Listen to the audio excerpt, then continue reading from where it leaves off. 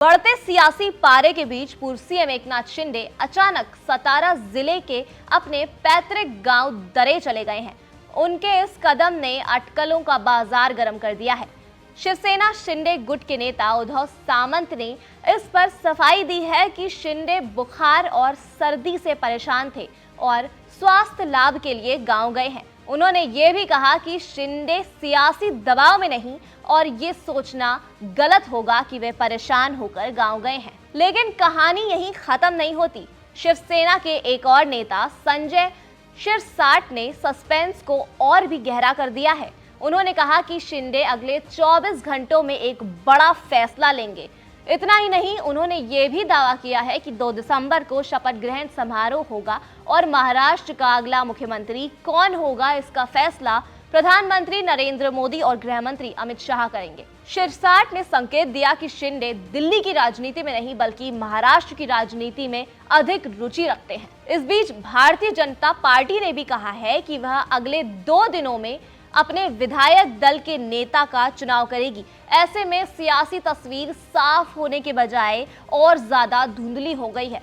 खास बात यह है कि जब भी एकनाथ शिंदे कोई बड़ा फैसला लेने की तैयारी करते हैं तो वह अपने गांव दरे का रुख जरूर करते हैं। ऐसे में सवाल उठ रहा है कि क्या शिंदे इस बार भी किसी बड़ी रणनीति पर काम कर रहे हैं और क्या वो बीजेपी को बड़ा झटका दे सकते हैं या वाकई मुख्यमंत्री की रेस से वो बाहर हो गए हैं। शुक्रवार को महायुति की बैठक रद्द होने के बाद से सरकार गठन में और देरी हो गई है, जिससे सियासी माहौल और भी ज्यादा गर्म हो गया है। अटकलों का दौर जारी है कि क्या एकनाथ शिंदे फिर से बाजी मारेंगे या महाराष्ट्र को इस बार कोई नया चेहरा मिलेगा। जैसे जैसे शनिवार की रात करीब आ रही है वैसे वैसे सस्पेंस और भी गहरा होता जा रहा है। 2 दिसंबर को शपथ ग्रहण का मंच तैयार है, लेकिन पर्दा किसके नाम का उठेगा ये सवाल न केवल महाराष्ट्र बल्कि पूरे देश को रोमांचित कर रहा है। क्या शिंदे फिर से अपनी सियासी चतुराई का लोहा मनवाएंगे या बीजेपी किसी और नाम पर दांव खेलेगी।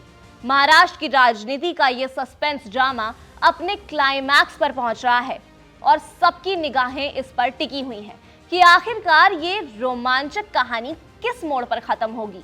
अब देखना ये होगा कि क्या ये शिंदे की राजनीतिक पारी का अंत होगा या वो खुद को सीएम की दौड़ से बाहर दिखाकर किसी मास्टर स्ट्रोक की तैयारी तो नहीं कर रहे हैं। वहीं एक तरफ बीजेपी और महायुति के अन्य दल अभी तक अपने उम्मीदवार का अंतिम फैसला नहीं ले पाए हैं। क्या बीजेपी किसी सरप्राइज कैंडिडेट को मैदान में तो नहीं उतारने वाली है? क्या महाराष्ट्र को एक नया चेहरा मिलेगा या शिंदे एक बार फिर से कुर्सी पर बैठेंगे? क्या ये ड्रामा महाराष्ट्र के राजनीतिक इतिहास में कोई नया अध्याय जोड़ेगा? शिंदे का गांव जाना, महायुति की खामोशी और बीजेपी का इंतजार, क्या इस बात का संकेत है कि महाराष्ट्र की राजनीति में कोई चौंकाने वाला ट्विस्ट आने वाला है? जैसे जैसे 2 दिसंबर करीब आ रहा है, हर सवाल का जवाब एक नई कहानी लेकर आ सकता है।